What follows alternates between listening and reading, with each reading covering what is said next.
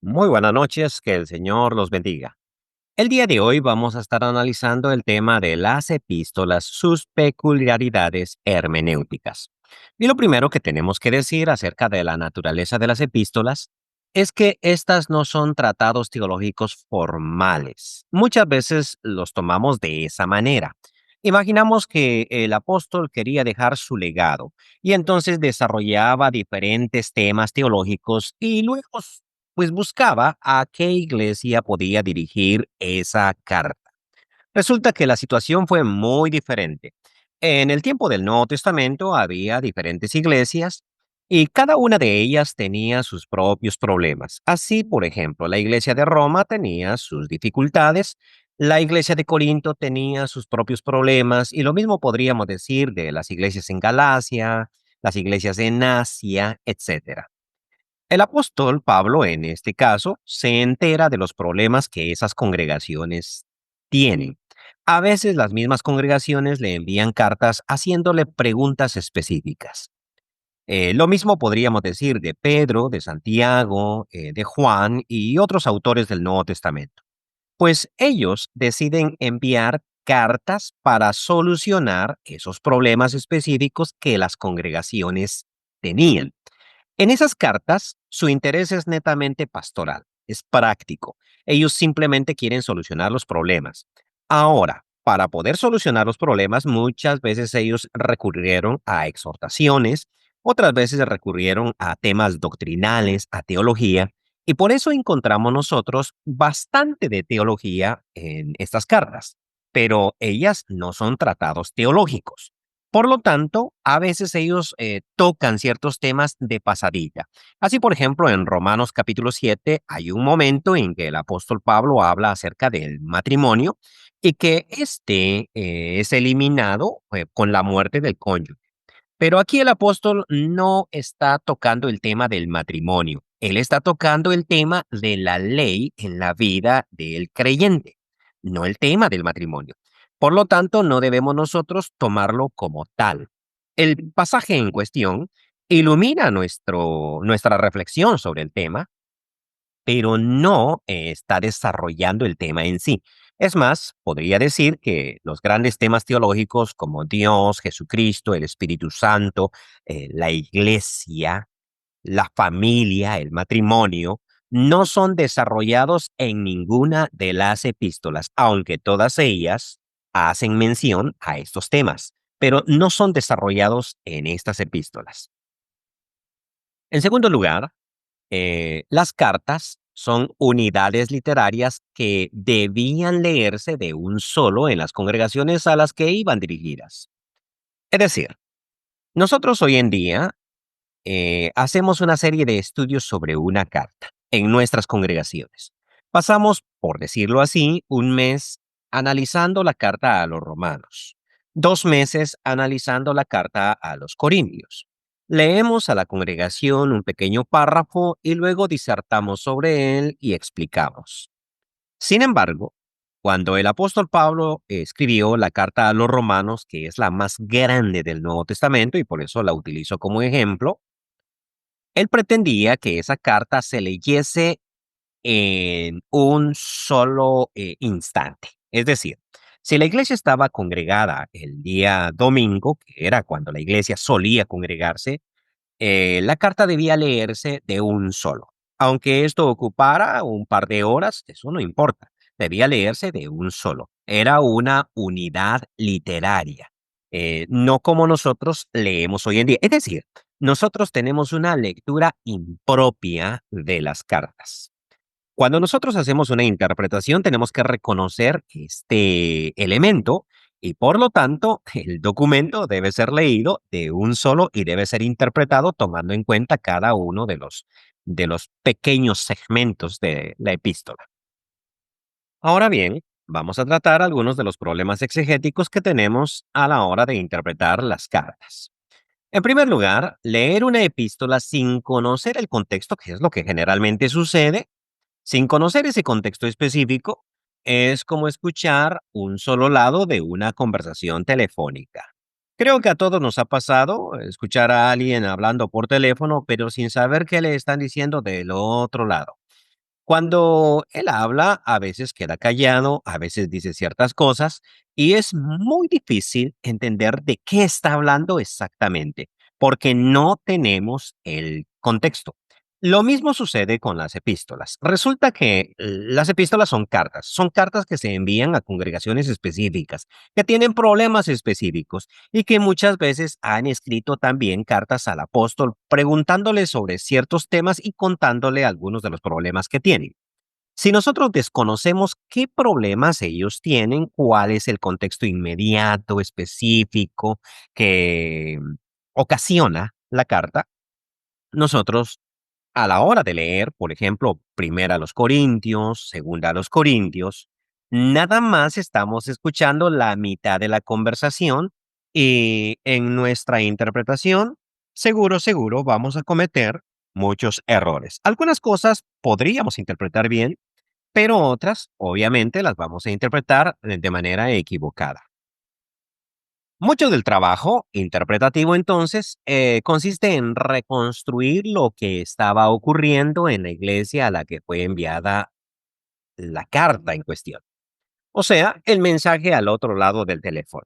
Si nosotros escuchamos los dos lados de la llamada, vamos a hacer una muy buena interpretación de lo que se estaba diciendo. Y lo mismo sucede, por ejemplo, si nosotros conocemos el contexto inmediato, por ejemplo, de las iglesias en Galacia a la que fue enviada la carta a los Gálatas. Lo que sucede es que nosotros no tenemos ese contexto. No hay un solo documento del Nuevo Testamento que pueda brindarnos ese contexto. Mucho de ese contexto es especulativo. Entonces nosotros tratamos de reconstruir la historia y ver qué era lo que estaba pasando con los Gálatas. ¿Les estaban diciendo que debían circuncidarse para ser cristianos o para ser hijos de Abraham? Le decían que también tenían que guardar toda la ley de Moisés o solamente la circuncisión. Las personas que estaban enseñando esto, es decir, los judaizantes, ¿eran judíos o eran gentiles? ¿Hablaban mal del apóstol Pablo o no? Pues parece que sí. Y si hablaban mal de él, ¿qué cosas decían de él? Como vemos, acabo de hacer varias preguntas contextuales, preguntas que es necesario contestar para interpretar bien la carta. A veces, nosotros podríamos contestar a esas preguntas con elementos que existen dentro de la misma carta a los Gálatas, pero los pasamos por alto en nuestra lectura. Sin embargo, hacernos las preguntas, buscar las respuestas en la misma carta, en otras partes del Nuevo Testamento, quizás en Hechos de los Apóstoles o en algún historiador antiguo, podría ayudarnos a reconstruir el escenario. Ese trabajo de reconstrucción del escenario es importantísimo, es vital para poder interpretar bien las cartas. Por ejemplo, el caso de Primera a los Corintios capítulo 16. A todas luces, en una buena interpretación y reconstrucción del contexto histórico o de la ocasión, podemos nosotros concluir que el apóstol estaba hablando de una colecta que iba a hacer para las iglesias en Jerusalén y no de la ofrenda que se recoge en las iglesias cada primer día de la semana. Es decir, hay un contexto específico, pero muchas veces el pasaje se lee de manera inadecuada, como si el apóstol hubiese estado ordenando o legislando acerca de la colecta que debe ser recogida en cada congregación cada primer día de la semana. Por el contrario, él estaba hablando de una colecta específica. Bien, entonces tenemos que hacer una muy buena exégesis para luego hacer una buena hermenéutica, es decir, aplicar el pasaje de manera adecuada a la iglesia hoy en día. Entonces, resumiendo, para interpretar bien una carta es necesario identificar, número uno, la ocasión. ¿Qué es la ocasión? Este es el contexto histórico específico del que veníamos hablando que produjo la escritura de la carta en cuestión. Es decir, ¿qué estaba pasando en las iglesias de Corinto? ¿Por qué el apóstol Pablo escribió esa carta? ¿Qué sucedía en la iglesia de los romanos? ¿Por qué el apóstol Pablo escribió esa carta? Y así con cada una de las epístolas. Luego, cada pasaje de esa carta, de esa epístola, debe ser interpretado a la luz de esta ocasión. Bien. Tenemos que tomar mucho tiempo y mucho cuidado para analizar el tema de la ocasión de cada una de las epístolas, porque si nosotros nos equivocamos en cuanto a la ocasión, malinterpretaremos la carta. Por ejemplo, en caso de la epístola a los romanos, ¿qué pasaba en Roma? Los judíos estaban enseñando que los gentiles debían circuncidarse y guardar la ley. Así interpretó Martín Lutero y creo que se equivocó.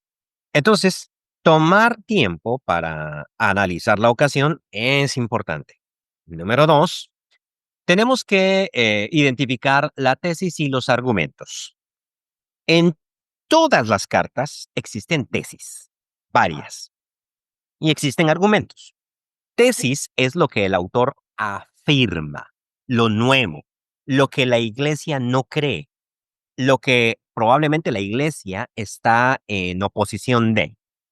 Argumento es lo que sustenta esa tesis. El argumento generalmente es creído por la iglesia. La tesis generalmente es rechazada por la iglesia.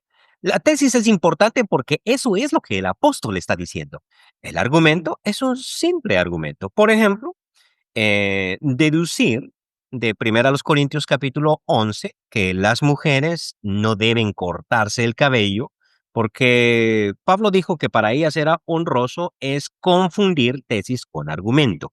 En ningún momento Pablo está diciendo que una mujer no debe cortarse el cabello porque es honroso para ella. Por el contrario, es un simple argumento que él utiliza a partir de la cultura. Los corintios están de acuerdo en que una mujer tiene honra con un cabello bello y largo. Entonces, a partir de allí, el apóstol dice, a la mujer le es honroso dejarse crecer el cabello y utiliza eso como un argumento al tema del velo, el tema que viene manejando. Entonces, es importante cuando uno analiza una epístola decir, esto es una tesis o decir, esto es un argumento.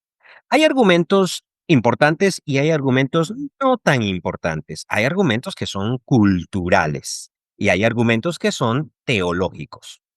Por ejemplo, hablando de argumentos teológicos, debemos prestarle especial atención a estos que se les llama parádosis. Parádosis es un término que utilizamos, que viene del griego, que quiere decir lo que se pasa de generación en generación para aquellas cuestiones que tienen una relevancia doctrinal en la iglesia primitiva. Es decir, por ejemplo, cuando llegamos al capítulo 11 de Primera a los Corintios, hay un momento, en versículo 23 en adelante, hay un momento en que el apóstol Pablo empieza a hablar de la cena del Señor. Bueno, viene hablando ya antes de la cena del Señor, pero en este momentito él dice, porque yo recibí del Señor lo que también os he enseñado. Es decir, no es algo que él inventó, es algo que él recibió y es algo que él pasó de la misma forma. Eso es parádosis. En este caso no es una tesis, porque él este tema ya se los enseñó y los corintios ya lo conocen y los corintios participan de la cena del Señor cada primer día de la semana, solo que lo hacen mal. Y ahora él les recuerda la parádosis para pasar a corregir la forma en que ellos lo están haciendo. Lo mismo podríamos decir con Primera a los Corintios capítulo 15 o con Primera Tesalonicenses capítulo 4, los primeros versículos. Cada vez que el apóstol Pablo hace referencia a algo que él ya enseñó, él dice, ustedes saben porque yo les enseñé, en ese momentito estamos ante una parádosis. Identificar las parádosis va a ser importante teológicamente porque esto es lo que tanto Pablo como las iglesias a las que él escribe y muchas veces otros apóstoles, en 1 Corintios capítulo 15 dice, sean ellos o sea yo, esto nosotros predicamos y así habéis creído. Identificar esos elementos va a ser muy importante a la hora de desarrollar un tema teológico. El propósito. Es decir, identificar cuál es el objetivo que el autor tiene para las tesis que postula. Es decir, ¿qué pretende él con esas tesis? ¿Pretende él que los Gálatas no se circunciden? ¿Pretende él que los corintios no continúen dividiéndose o haciendo un tremendo desorden en las reuniones? Este conocimiento del propósito arroja luz a la comprensión del lector. Es decir, Si yo logro identificar muy bien cuál es el propósito que el apóstol tenía a la hora de escribir una carta, entonces eso me va a arrojar luz para comprender muy bien cada pasaje. Y por último, la integridad del contenido. Y esto sí es importante. Cada pasaje de una epístola debe ser interpretado a la luz de todo el contenido de la misma. Dicho de otra manera, el apóstol no puede estarse contradiciendo en el mismo documento. En determinado momento, el apóstol, por ejemplo, a los romanos, él les dice, porque no son los oidores de la ley los justos ante Dios, sino los hacedores de la ley serán justificados. ¿Ok? Eso se lo dice en Romanos capítulo 2, versículo 13. Sin embargo, en el capítulo 3, versículo 30, dice, porque Dios es uno, y Él justificará por la fe a los de la circuncisión y por medio de la fe a los de la incircuncisión. Luego, ¿la justificación se da por fe o se da por guardar la ley? Aquí tenemos un problema teológico muy grande. Muchos tratarían de armonizar a ambos textos para decir, fíjate que la ley y la fe no están peleados. Pero lo mejor es leer la epístola de principio a final y ver cómo armonizan, cómo se integran dentro del argumento. ¿A quién le está hablando el apóstol allá en el capítulo 2 y a quién le está hablando el apóstol aquí en el capítulo 3? ¿Cómo ha desarrollado su argumento desde el capítulo 2 al capítulo 3 para notar la aparente contradicción? Cada pasaje de una epístola debe ser interpretado a la luz de todo el contenido de la misma. Bien, esto es todo por hoy. Que el Señor los bendiga.